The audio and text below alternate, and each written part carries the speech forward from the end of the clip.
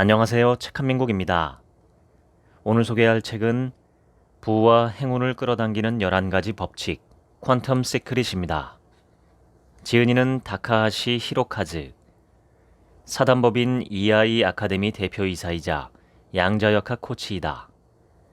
런던 대학교 임페리얼 칼리지 물리학과에 합격한 후 일본에 귀국해 게이오 기주쿠 대학교 이공학부에 입학했다. 이후 동대학원에 진학해 옥스퍼드 대학교 명예교수인 로저 펜로즈 박사의 양자뇌 이론을 근거로 양자역학을 응용한 인공지능 프로그램을 연구 개발해 석사과정을 수료했다.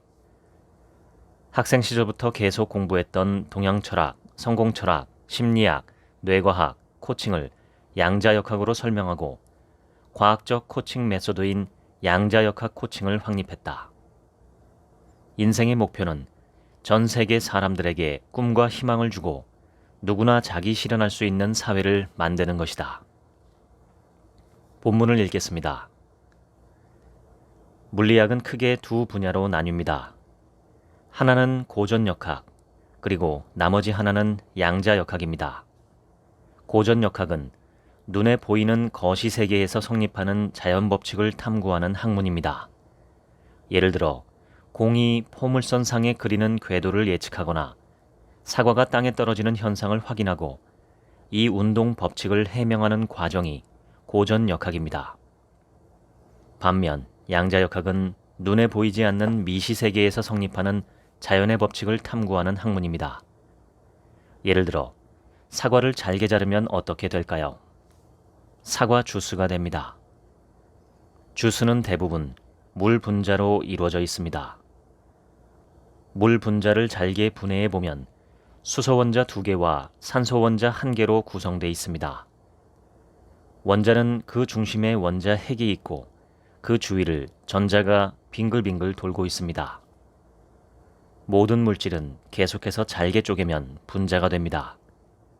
분자는 원자로 구성되고 전자, 중성자, 양성자로 이루어져 있습니다. 중성자와 양성자 속에는 쿼크라고 하는 세 개의 소립자가 존재합니다. 소립자란 더 잘게 나눠지지 않는 물질을 구성하는 최소 단위를 말합니다. 우리가 입는 옷, 사용하는 컴퓨터, 사는 집, 우리의 신체도 사실 모두 미시세계에서는 같은 소립자로 구성되어 있습니다. 모든 물질이 같은 소립자로 구성되어 있다니 이상하지 않습니까? 소립자의 조합에 따라 식물이나 동물이 되기도 하고 사람이 되기도 하며 다양한 사물이 된다면 우주에 있는 각종 생명체나 동물, 식물, 인간 모두가 보이지 않는 소립자의 바다에 연결되어 있다는 것이겠죠. 이렇게 원자와 전자, 소립자 등 눈에 보이지 않는 미시세계 자연의 움직임을 탐구하는 학문이 양자역학입니다. 다시 말해 보이지 않는 세계를 해명하는 학문입니다. 양자역학에서 양자는 입자와 파동의 성질을 모두 가진 매우 작은 물질 또는 에너지의 최소 단위입니다. 즉, 만물의 근본은 에너지로 이루어져 있다는 말입니다. 이 세상의 구성을 단순하게 생각하면 보이는 세계와 보이지 않는 세계로 나눌 수 있습니다. 질량을 가진 물체는 모두 무게를 측정하면 에너지 양을 알 수 있습니다. 눈에 보이지 않는 세계의 에너지 양은 어떻게 알 수 있을까요? 눈에 보이지 않는 세계에서 X선과 적외선, 자외선과 같은 전자파는 실체가 없기 때문에 파동과 같은 성질을 가지며 주파수로 표현합니다. 사람이라면 보이는 세계는 육체이고 보이지 않는 세계는 마음이나 감정일 것입니다. 육체는 눈에 보이므로 질량의 식으로 표현하고 마음은 눈에 보이지 않으므로 주파수의 식으로 표현합니다. 우리가 살아가는 환경에서 눈에 보이는 것은 돈, 집, 옷과 같은 물질입니다. 눈에 보이지 않는 것은 의식, 감정, 사고와 같은 정신적인 부분입니다. 그러므로 보이는 세계는 물질 세계, 보이지 않는 세계는 정신 세계라고도 할 수 있습니다. 도쿄대학 우주방사선 연구소의 자료에 따르면 우주에서 눈에 보이는 물질은 단 5%밖에 안 됩니다. 나머지 27%의 보이지 않는 물질을 암흑물질이라고 하며 68%의 보이지 않는 에너지를 암흑에너지라고 합니다. 물체는 태양이나 형광 등의 빛을 받으면 특정 색만 반사하는데 그 반사된 색이 눈의 망막을 통해 전기신호로 바뀌고 뇌에서 이미지로 비춰집니다.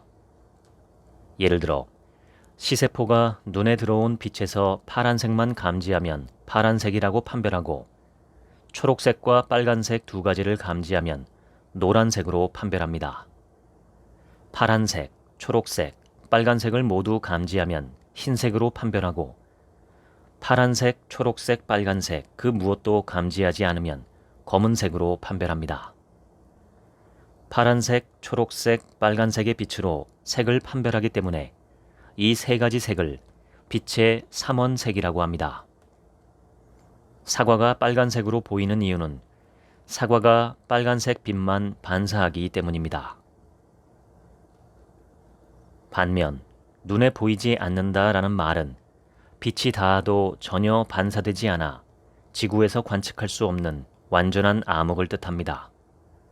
즉, 암흑 물질과 암흑 에너지는 그 존재는 확인됐지만 현재의 관측 기술로는 전혀 관찰할 수 없으므로 수수께끼입니다. 빛에 반사되는 것은 눈에 보이지만 빛에 반사되지 않은 완전히 어두운 물질과 어두운 에너지라서 암흑물질, 암흑에너지라는 이름이 붙여졌습니다. 그러면 관찰할 수 없는데 존재한다는 사실을 어떻게 해서 알 수 있을까요? 바로 뉴턴의 만유인력의 법칙 덕분입니다. 만유인력의 법칙에 따르면 모든 물질은 질량이 있는 한 서로 눈에 보이지 않는 인력으로 끌어당깁니다. 광학적으로는 보이지 않지만 은하계의 회전운동에 인력에 영향을 주는 물질이 있다는 사실이 계산상으로 확인됐습니다. 관측되지 않지만 중력의 영향을 받는 무엇인가 존재하는데 무엇인지 밝혀지지 않은 수수께끼의 물질이 바로 암흑물질입니다. 암흑에너지는 우주의 팽창을 가속하는 원인이 되는 미지의 에너지입니다. 우주는 대부분 보이지 않는 물질과 보이지 않는 에너지로 구성되어 있습니다. 즉, 우주에서 과학으로 해명된 부분은 단 5%뿐입니다. 남은 95%는 아직 해명되지 않았습니다.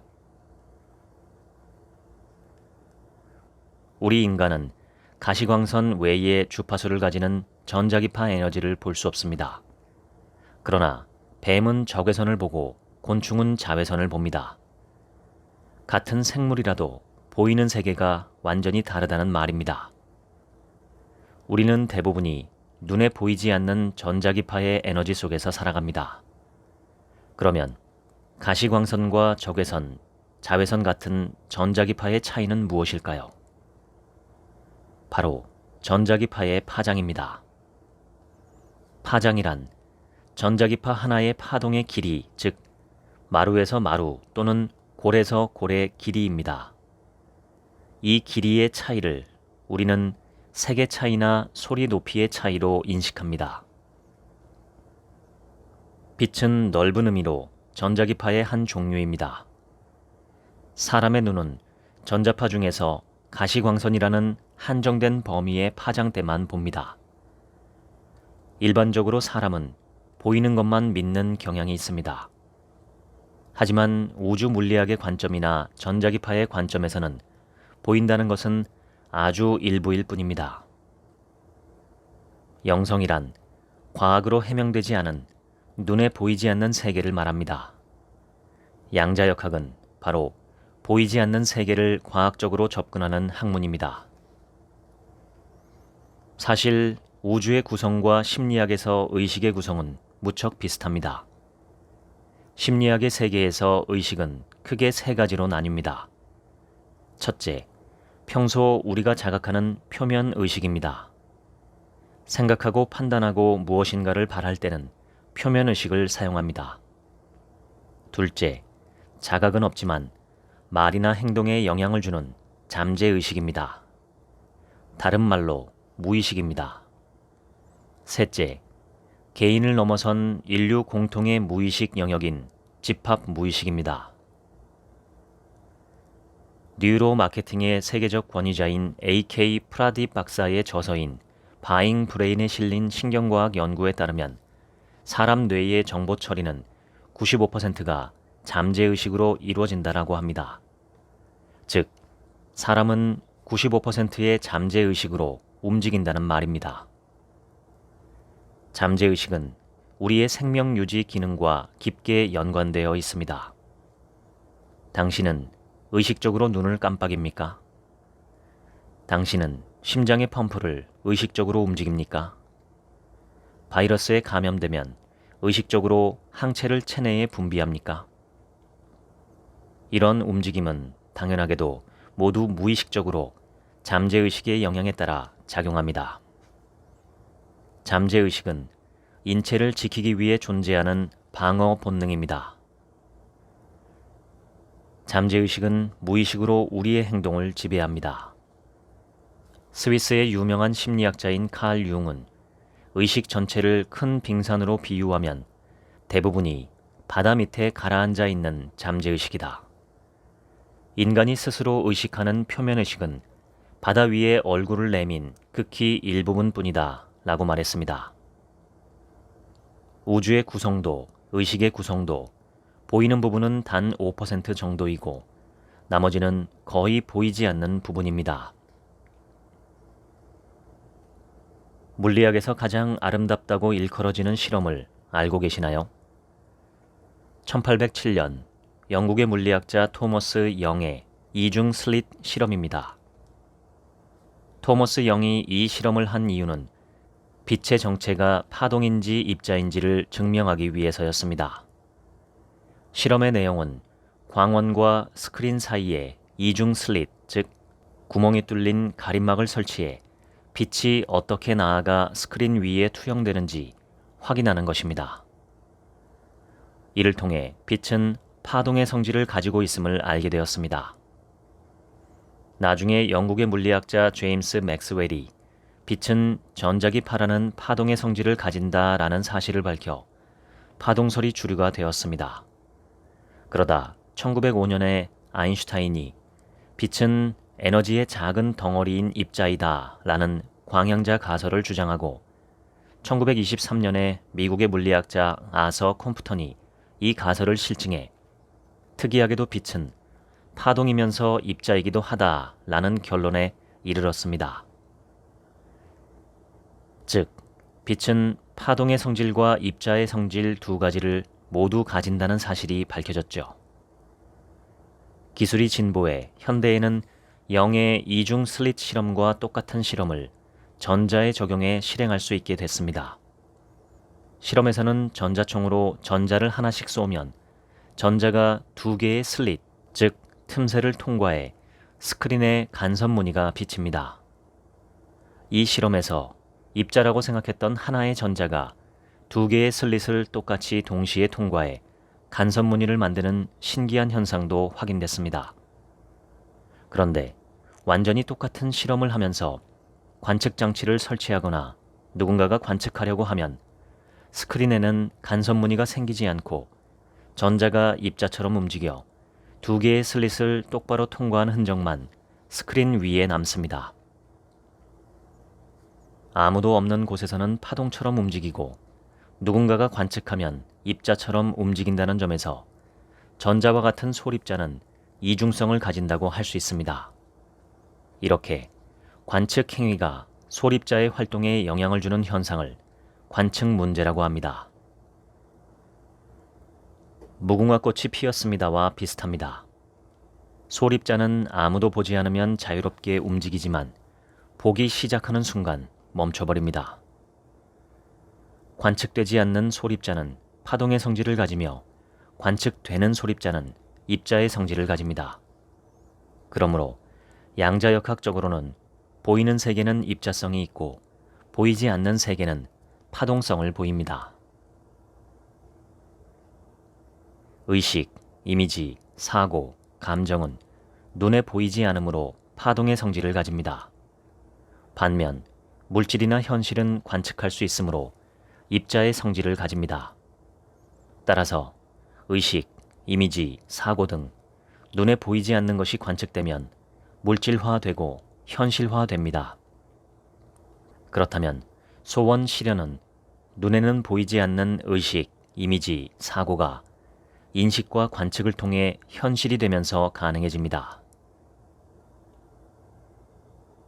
불확정성 원리를 제안한 독일의 물리학자 베르너 하이젠베르크는 파동 상태에서 의식이 어떤 물질이나 사건을 인식하면 가능성이었던 그 물질이나 사건은 가능성 영역에서 물리세계로 나갑니다. 라는 말로 어떤 일이 현실화되는 원리를 설명했습니다.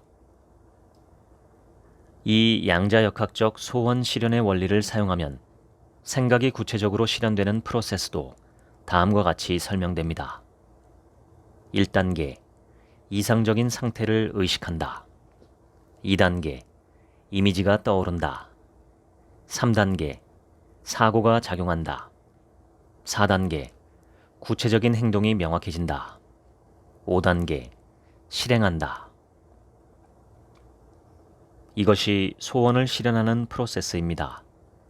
사람들은 이 프로세스를 반복해 이상을 현실로 만듭니다. 저는 양자역학을 배우는 한편으로 여러 경영자와 성공한 사람들이 공통으로 지닌 성공하기 위한 사고방식을 접하면서 이 우주를 지배하는 인생 공략 법칙을 11가지로 분류할 수 있다는 사실을 알았습니다. 법칙 1. 끌어당김의 법칙. 파동이 바뀌면 현실이 바뀐다. 옛날부터 동양의학에서는 기의 개념이 있고 체내에는 기가 흐르는 경락이 있다고 합니다. 기라는 말은 눈에 보이지 않는 어떠한 기운이라는 뜻으로 원기, 사기, 끈기, 용기, 천기 등 다양한 단어에 사용됩니다. 그러면 도대체 기란 무엇일까요? 양자역학의 관점에서 말하면 기는 생명체가 발산하는 전자기장의 에너지라고 생각할 수 있습니다. 모든 물질은 원자로 구성되어 있고 원자의 주변에는 전자가 자유롭게 떠 있습니다. 전자가 이동하면 전자기장이 발생합니다. 이 전자기장의 에너지가 바로 기가 아닐까요? 우주에 있는 모든 물질의 근본은 에너지로 이루어져 있으므로 기는 생명체가 발산하는 에너지라고 할 수 있습니다. 모든 물질은 원자로 구성되어 있고 원자는 물질 고유의 주파수로 진동합니다. 주파수는 1초 동안 진동하는 횟수를 말하며 진동수라고도 합니다. 컴퓨터를 살 때 CPU 클럭수 단위로 기가헤르츠를 들어본 적이 있을 겁니다. 이 헤르츠가 진동수의 단위입니다. 기가는 10억이라는 뜻이므로 3기가헤르츠라면 1초 동안에 30억 회 진동한다는 말입니다. 인간, 동물, 식물 등 모든 물질도 빛이나 바람, 눈이나 지진 같은 다양한 자연현상도 보이지 않는 세계에서는 모두 고유 주파수로 진동합니다. 이 진동 때문에 생기는 움직임을 파동이라고 하며 인간을 포함한 모든 물질은 고유의 파동을 발산합니다.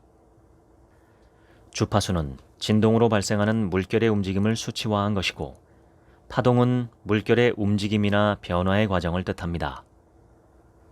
일반적으로 모든 것은 진동하며 파동을 발생한다고 생각해도 좋습니다. 우리의 몸을 포함한 모든 것은 진동합니다. 파동은 음파, 뇌파, 전파, 중력파, 지진파, 해일 등 다양하게 있습니다. 1918년에 노벨 물리학상을 받은 독일의 물리학자 막스 플랑크는 모든 것은 진동이며 그 영향이다. 현실엔 어떤 물질도 존재하지 않는다. 모든 것은 진동으로 이루어져 있다. 라는 말을 남겼습니다. 공명현상은 물체가 고유 진동수와 같은 외부 진동의 자극을 받으면 진폭이 커지는 현상으로 물리학에서는 공진이라고도 합니다. 포도주 잔의 고유 진동수와 같은 주파수로 소리를 내면 공진이 일어나 포도주 잔이 깨져버립니다. 현수교와 같은 고유 진동수로 바람이 불면 현수교가 무너지기도 합니다. 이런 현상들로 포도주 잔이나 현수교 등의 물체도 고유한 진동수를 가진다는 사실을 알 수 있습니다. 사실 세상은 같은 파장이나 파동을 가진 것이 공명해서 물질화돼 있습니다. 우리가 사용하는 책상과 컴퓨터, 건물도 같은 파장의 원자나 분자가 서로 끌어당기고 있습니다. 우리의 신체도 소립자로 구성되어 있으므로 미시세계에서는 진동하고 있고 같은 파장인 물질끼리 서로 끌어당겨 만들어져 있습니다.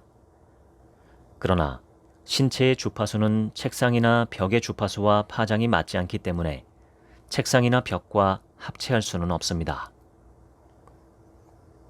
사람도 같은 가치관이나 사고방식을 지닌 사람끼리 서로 끌어당기고 같은 성향의 친구끼리 모이는 현상을 자주 볼 수 있습니다.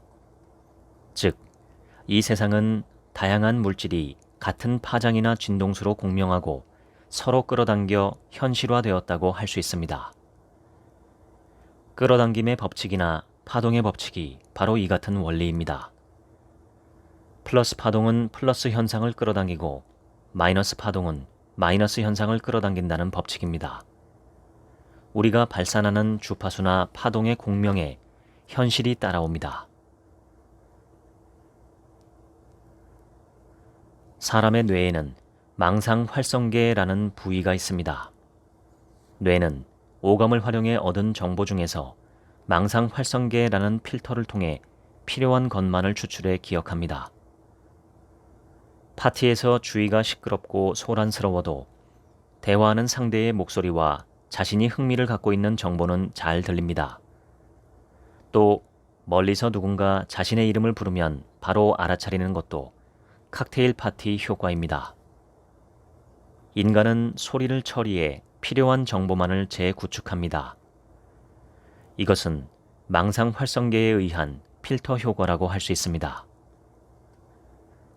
뇌과학에서도 심리학에서도 우리가 어디로 의식을 향하고 주의를 기울이는지에 따라 인식 가능한 영역이 달라집니다.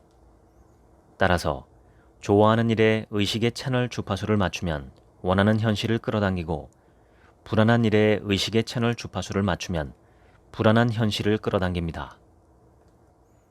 항상 웃는 얼굴인 사람 주위에는 웃는 얼굴인 사람이 모이고 우울하고 불만이 많은 사람 주위에는 마찬가지로 우울하고 불만이 가득한 사람만 모입니다.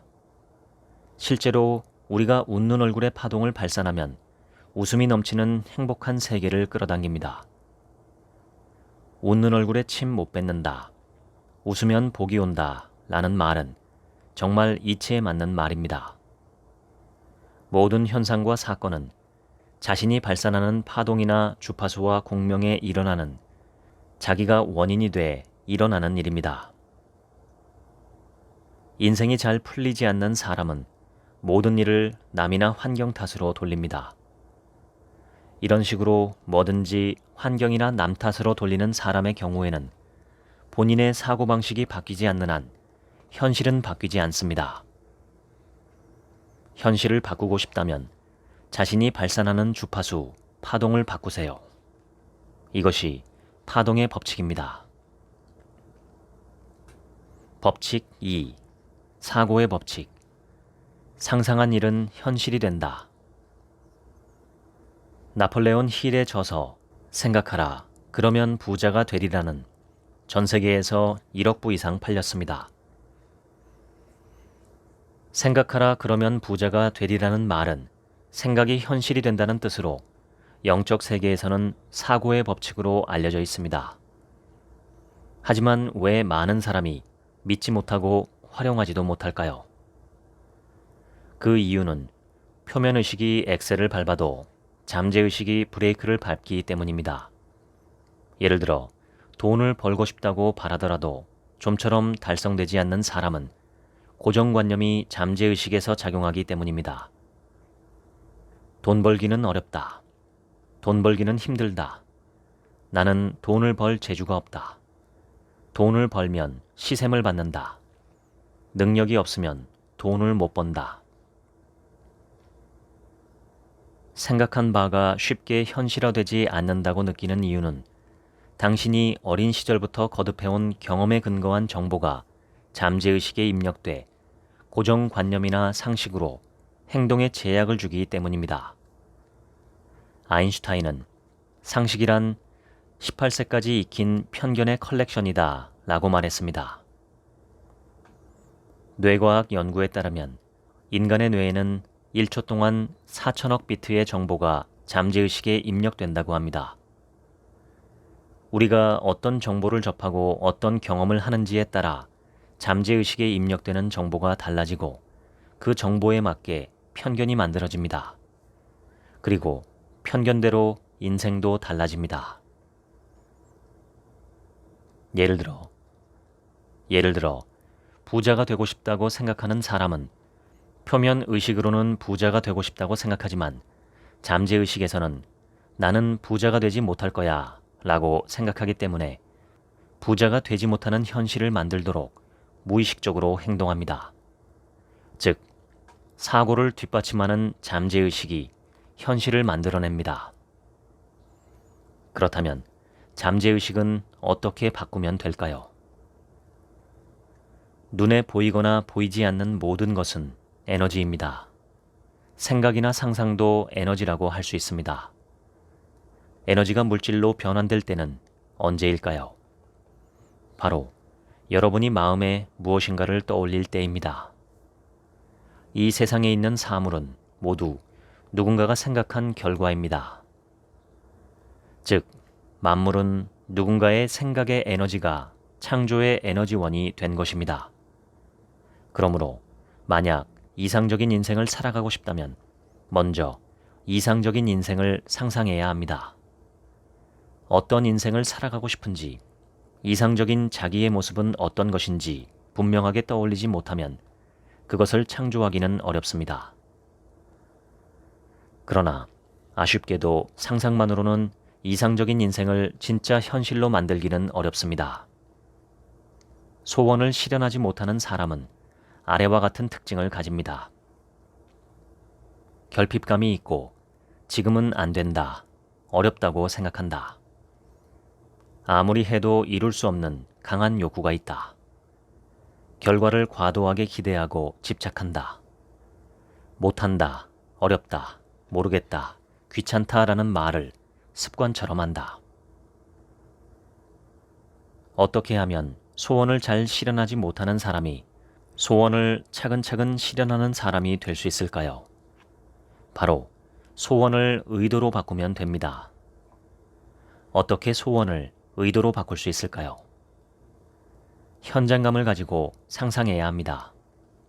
현장감을 가지고 상상할 수 있으면 현실로 만들기 쉬워집니다. 내일 지갑 안에 10,000원짜리 지폐가 들어있다고 상상할 수 있습니까?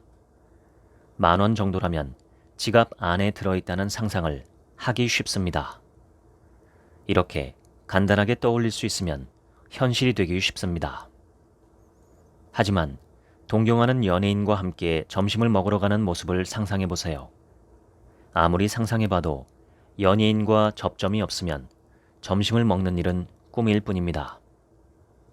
또 내일 수중에 1억 원이 있으리라 상상할 수 있습니까? 실제로 1억 원을 벌었던 경험도 없고 1억 원을 본 적도 없는 사람은 현실감 있게 상상하기도 어려울 것입니다. 안타깝게도 쉽게 상상하기 어려우면 실현되기도 어렵습니다. 소원을 실현하기 위해서는 먼저 되고 싶은 자신이나 이상적인 삶, 꿈이나 목표에 대해 현장감을 갖고 상상하는 일이 중요합니다. 실제로 프로 스포츠 선수나 올림픽 대표 선수는 연습할 때 이런 이미지 트레이닝을 적용하고 있습니다. 경기에서 이기는 장면이나 골을 넣는 장면을 반복해서 떠올리면 잠재의식에 깊이 입력돼 뇌에서 나는 성공할 수 있다 라는 주파수를 발산하기 때문입니다. 모든 일은 뇌에서 이미지로 일어납니다. 여러분은 무한한 가능성이 있는 인생의 창조주입니다. 상상은 무엇이든 자유입니다. 자유롭게 이상적인 삶을 상상해 봅시다. 이상적인 자신에 대해 현장감을 가지고 상상해 보세요. 법칙 3. 말의 법칙. 말의 힘을 활용하면 꿈이 현실이 된다. 암에 걸리면 어쩌지? 라고 상상하는 순간 암에 걸린다면 너무 황당할 것입니다.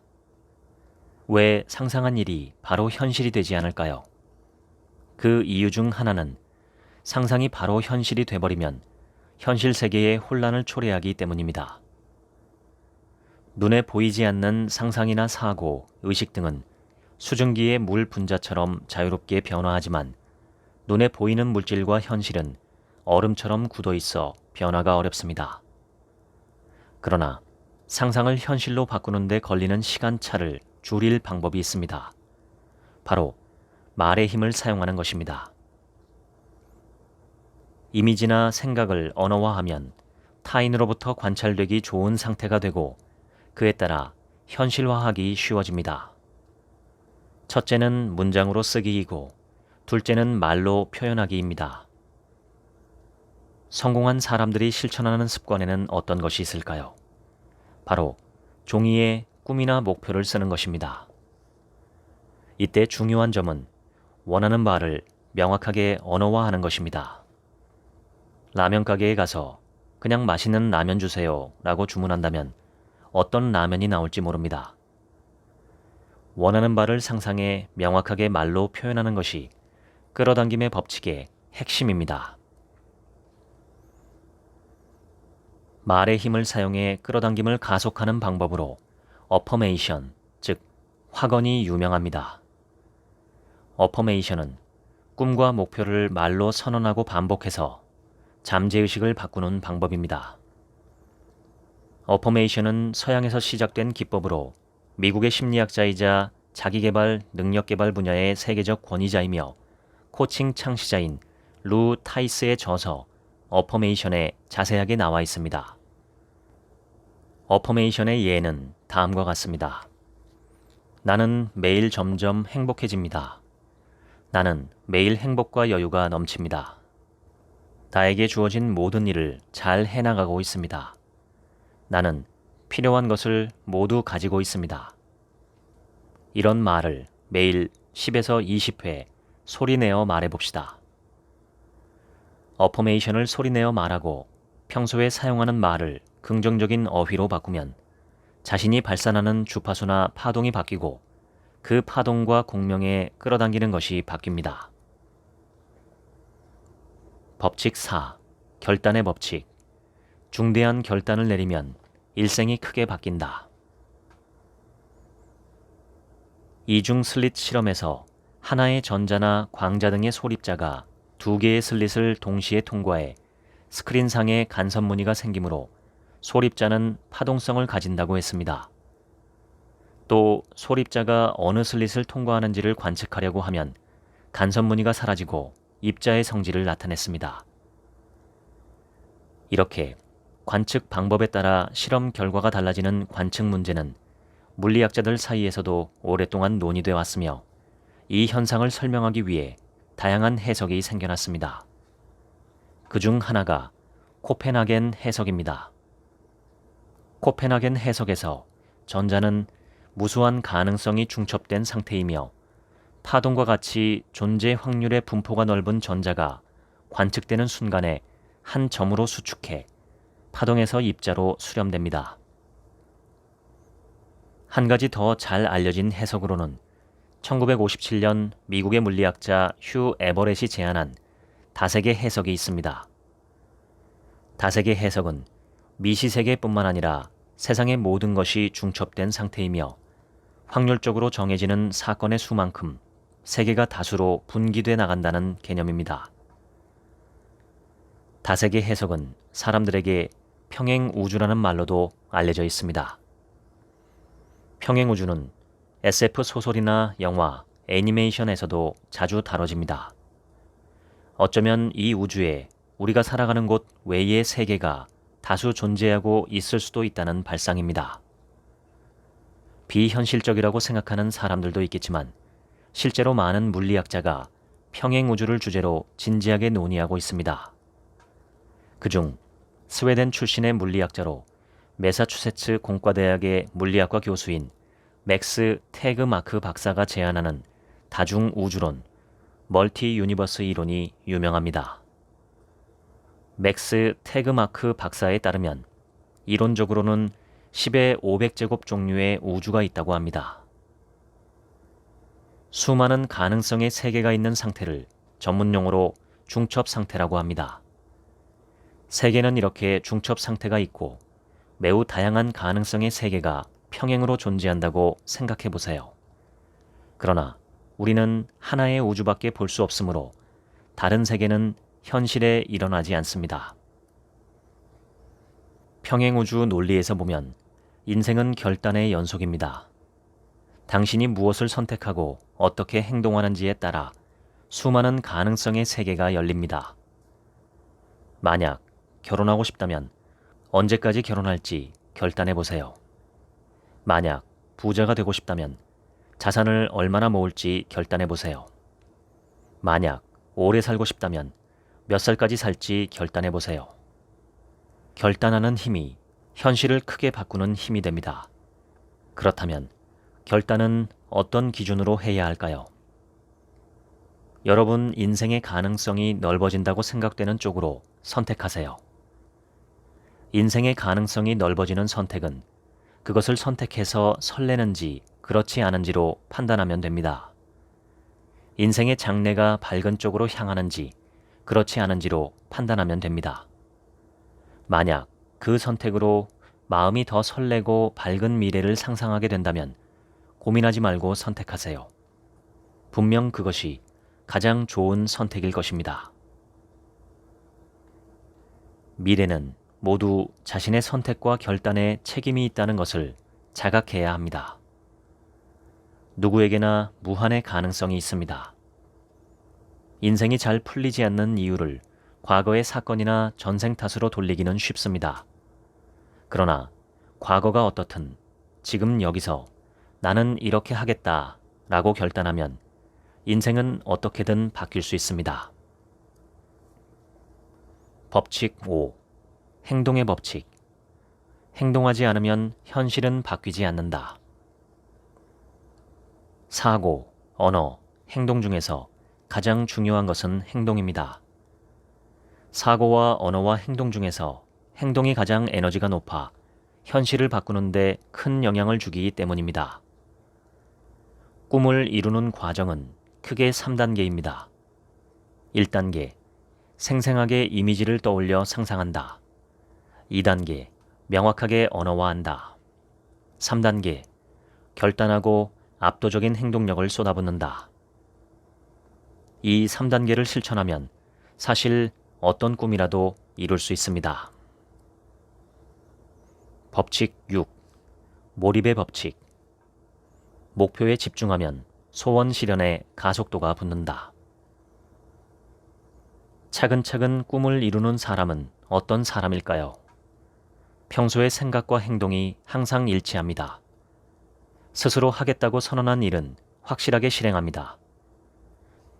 짧은 시간에 빠른 속도로 꿈을 이루는 방법은 바로 사고, 언어, 행동을 항상 일치시키는 것입니다. 빛을 한 점에 집중하게 해 레이저 광선을 쏠 수가 있습니다. 레이저 광선은 단단한 금속도 잘라냅니다. 인생이 생각처럼 풀리지 않는 사람은 이것저것에 손을 대서 에너지가 분산되기 때문입니다. 이성을 사귈 때도 여러 사람과 동시에 사귀면 에너지가 분산돼 결혼까지 이룰 수 없습니다. 무슨 일이든 한 점에 생각을 모으고 집중해야 합니다. 사고, 언어, 행동이 항상 일치하는 사람은 차근차근 소원을 실현하는 상위 3%의 성공인이 될 수 있습니다. 이렇게 한 가지에 집중하는 상태를 심리학에서는 몰입 상태라고 합니다. 몰입 상태가 되면 뇌 안의 집중력이 높아져 압도적인 퍼포먼스를 발휘할 수 있습니다. 몰입이라는 말은 헝가리인 미국의 심리학자 미하이 칙센트미하이가 제창한 몰입 이론에서 나왔습니다. 몰입은 시간을 잊을 정도로 완전히 집중해 대상에 빠져드는 정신적 상태를 뜻합니다. 어떻게 해야 몰입 상태에 들어갈 수 있을까요? 1. 중립적인 사고를 유지한다. 가장 에너지가 높고 몰입 상태가 되기 좋은 때는 긍정적 사고도 부정적 사고도 아닌 중립적 사고를 할 때입니다. 사고가 중립적이면 고정관념이나 상식에 얽매이지 않고 만사를 멀리서 조망하듯이 내려다볼 수 있어 심리적으로 차분하고 안정된 상태가 됩니다. 이렇게 해야 한다, 이렇게 돼 있어야 한다와 같은 고정관념에 사로잡혀 있지 않고 평온한 기분으로 지내는 것이 중요합니다. 2. 현재 가진 행복과 풍요로움에 의식을 모은다. 지금 가진 행복이나 감사할 만한 일에 의식을 집중해 보세요. 3. 깨달은 것을 즉시 실천한다. 떠오른 것을 즉시 행동으로 옮기면 잠재의식이 명확해집니다. 지금 바로 행동하라. 꼭 소리내어 말해보세요. 4. 목표를 명확하게 정하고 한 가지에 집중한다. 5. 집중할 수 있는 환경을 만든다. 인도의 독립운동 지도자였던 마하트마 간디도 말했습니다. 당신의 생각, 말, 행동, 이 세 가지가 조화를 이룰 때 비로소 행복은 당신의 것이다. 법칙 7. 영향력의 법칙. 만나는 사람에 따라 나와 미래도 바뀐다. 사람은 가장 가까운 사람에게 영향을 받습니다. 평소에 누구와 지내는지, 누구와 가장 많은 시간을 보내는지에 따라 사고방식이나 가치관, 습관까지 바뀝니다. 왜 사람은 주위 사람에게 영향을 받을까요? 인간의 뇌에 있는 거울 뉴런이라는 신경세포와 관련이 있습니다. 거울 뉴런은 이탈리아의 저명한 신경심리학자인 자코모 리촐라티 교수가 자신의 연구팀과 함께 발견한 것으로 타인의 행동을 보고 마치 자신이 같은 행동을 하듯이 거울처럼 반응하는 신경세포를 말합니다. 거울 뉴런은 따라쟁이 세포라는 별명으로도 불립니다. 하품이 전염된다. 말투를 따라한다. 아기가 말을 흉내내며 배운다. 거울 뉴런은 의도하지 않아도 저절로 따라하게 합니다. 즉, 자기 의사와는 관계없이 함께 있는 사람이나 환경에 영향을 받는다는 것입니다. 아무리 자신을 바꾸고 싶어도 환경의 발목을 잡힌다는 말입니다. 그러므로 성공하기 위해서는 가까이 만나는 사람을 신중하게 선택해야 합니다. 부자가 되고 싶으면 부자를 만나세요. 건강해지고 싶다면 건강하고 활력이 넘치는 사람과 사귀세요. 매력적인 사람이 되고 싶다면 매력적인 사람과 만나세요. 당신에게 가장 가까운 존재는 누구입니까? 바로 자신입니다. 365일 24시간 당신과 만나는 사람은 바로 당신 자신입니다. 당신의 사고, 당신이 하는 말, 당신의 평소 행동이나 습관이 당신에게 가장 크게 영향을 줍니다. 사람은 하루에 6만에서 7만 번 정도 내부 대화를 합니다. 자기 머릿속에서 일어나는 혼자만의 속삭임입니다. 피곤해, 배고프다, 오늘 뭐하지? 이런 식으로 사람은 머릿속에서 이런저런 일을 중얼거립니다. 이런 중얼거림이 여러분의 잠재의식에 매일 새겨지고 있습니다. 이 내부 대화의 질을 바꾸는 일이 여러분의 소원을 실현하는 데 무척이나 중요합니다. 법칙 8. 음양의 법칙. 부정적인 자신을 받아들이면 성공은 따라온다. 성공은 셀프 이미지로 결정됩니다. 셀프 이미지란 자신이 무의식적으로 생각하는 자신의 이미지를 말합니다. 우리가 자신에 대해 어떤 이미지를 가졌는지에 따라 일이나 생활에서 크게 영향을 받습니다. 셀프 이미지를 높이려면 어떻게 하면 좋을까요? 바로 부족한 자신을 받아들여야 합니다. 여러분은 자기 자신을 좋아하나요? 나 자신이 너무 좋아 라고 대답하는 분은 행복과 풍요를 누릴 조건을 갖추고 있습니다. 자신에게 싫은 부분이 있고 단점이 있으므로 자신을 좋아할 수 없다고 답하는 분은 먼저 자신을 좋아하고 사랑해야 합니다. 물질과 반물질, 소립자와 반입자는 상반되는 것이므로 그야말로 음과 양이 통합해 우주의 물질이 탄생했다고 말할 수 있습니다. 우주 창조 과정의 인플레이션 이론과 음양으로 성립하는 주역의 사고는 무척 닮았습니다. 우리 인간을 구성하는 것도 소립자이기 때문에 양자역학의 상보성의 원리와 마찬가지로 음과 양의 두 가지 성질을 모두 가지는 것이 우리의 본질입니다. 세상에 완벽한 사람은 없습니다. 긍정적인 면도 있으면 부정적인 면도 있습니다. 부정적일 때는 음기, 긍정적일 때는 양기라고 하는데 상황이 좋을 때도 있고 나빠져서 우울할 때도 있습니다. 부정적인 부분이 있다는 것이 우리가 살아가는 우주의 섭리이며 이를 없앨 수는 없습니다. 만약 없애버린다면 우주가 탄생하기 이전의 무의 세계와 마찬가지로 여러분 자신이 이 세상에서 사라져버립니다. 부정하지 말고 받아들여 소중하게 여겨야 합니다. 사실 중용일 때가 가장 파동이 높은 상태입니다. 자신의 긍정성과 부정성을 모두 판단하지 않고 받아들이는 중립의 상태가 가장 파동이 높고 에너지도 높습니다. 빛이 있으면 어둠이 있고 남성이 있으면 여성이 있고 산이 있으면 계곡이 있고 양성자가 있으면 전자가 있고 물질이 있으면 반물질이 있다는 것이 이 세계의 진리입니다. 여러분이 좋다고 생각하는 부분이든 나쁘다고 생각하는 부분이든 모두 여러분의 일부입니다. 먼저 자신의 전부를 받아들이고 사랑하는 일부터 시작해 봅시다. 그러면 점차 자신이 좋아지고 긍정적인 셀프 이미지를 갖게 될 것입니다. 법칙 9. 에너지의 법칙. 내가 준 에너지는 반드시 되돌아온다. 부메랑의 법칙을 들어본 적이 있나요? 다른 사람에게 했던 일이 자신에게 부메랑처럼 돌아온다는 가르침은 옛날부터 흔히 들어왔습니다.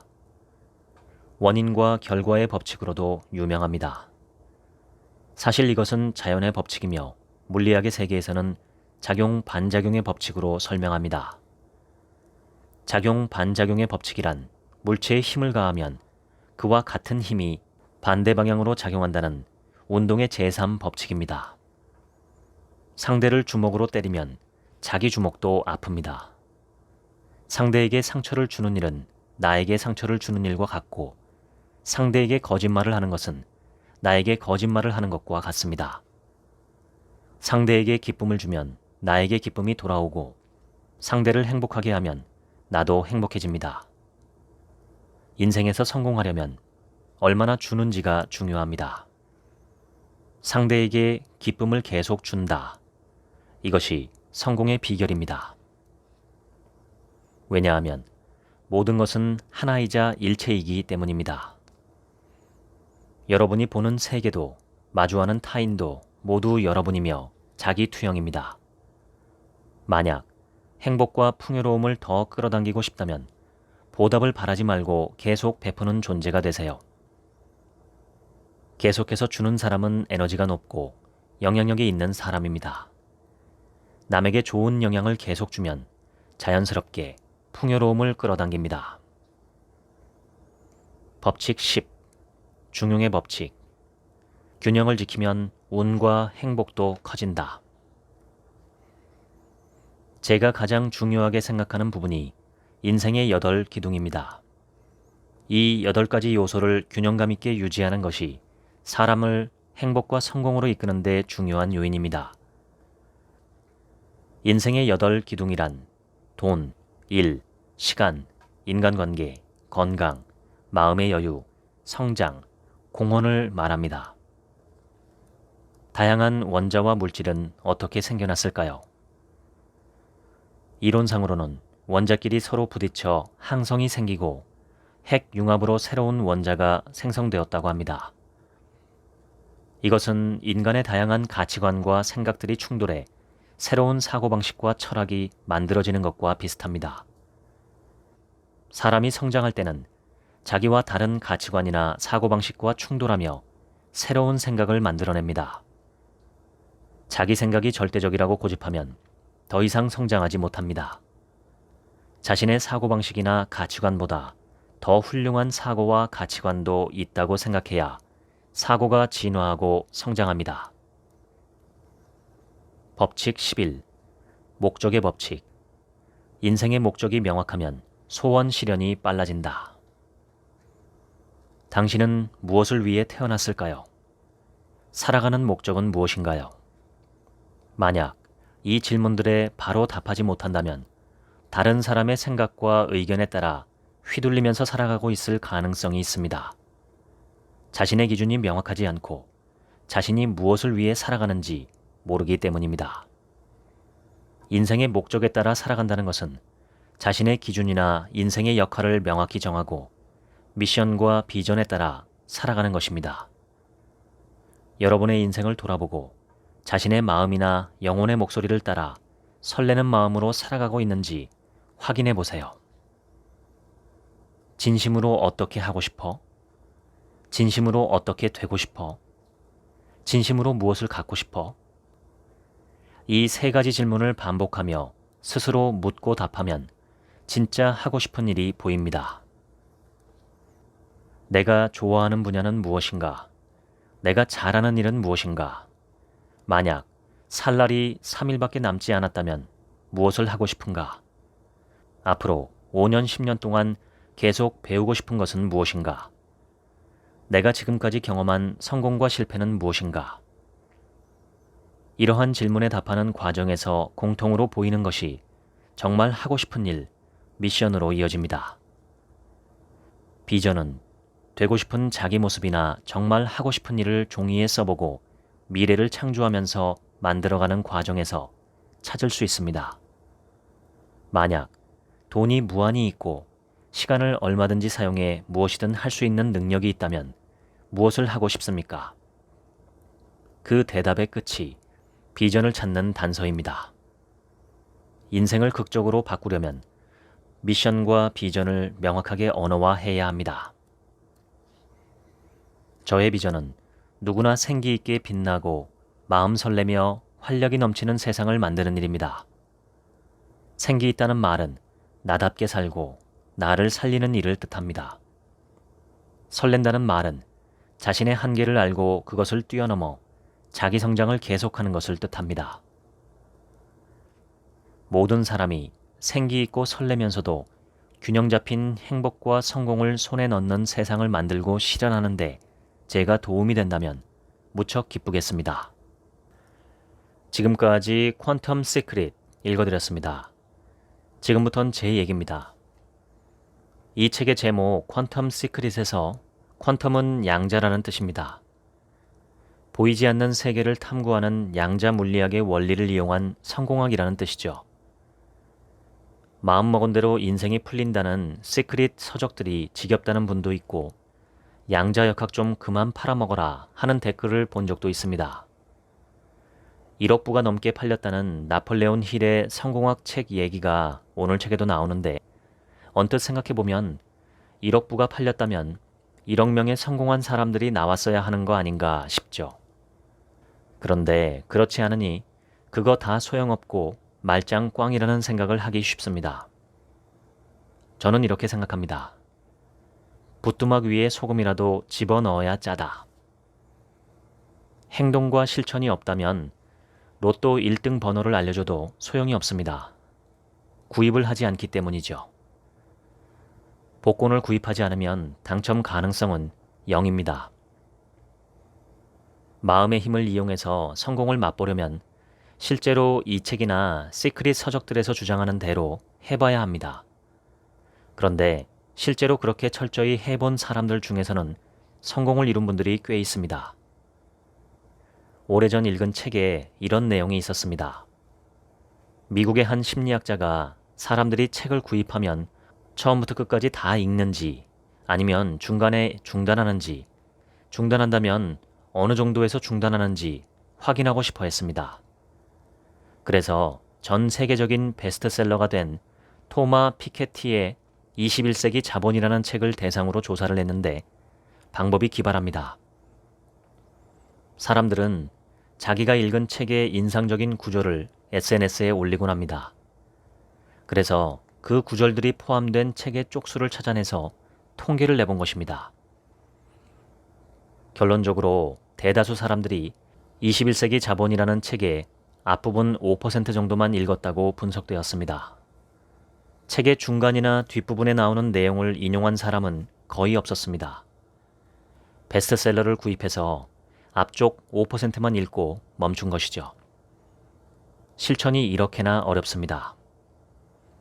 오늘 소개한 이 책의 가장 핵심적인 단어 3개는 상상, 언어화, 실천이 아닐까 합니다. 자신이 전혀 상상해보지도 않은 일이 갑자기 현실에서 이루어지는 것은 극히 희박한 일입니다. 상상하고 말로 구체화해서 표현하고 그것이 이루어지는 방향으로 실천하는 것. 어찌 보면 너무 당연한 이 패턴대로 살아보시면 어떨까요? 하면 된다는 유명한 말이 있습니다. 저는 그 말을 해야 된다는 말로 바꿔보고 싶습니다. 행동이 있어야 결과가 있습니다. 하지 않고 되는 것은 엔트로피, 즉 무질서도의 증가밖에는 없죠. 불가능한 꿈, 즉 너무 좋고 이상적이어서 달성이 불가능해 보이는 그런 꿈을 품고 말과 글로 명확하게 표현하고 되뇌며 실제 삶에서 그 방향으로 내 몸을 움직여 행동하는 것. 그것이 이 책에서 말하는 퀀텀 시크릿의 핵심이 아닐까 합니다. 지금까지 책 한 민국의 하루치 생각이었습니다. 감사합니다.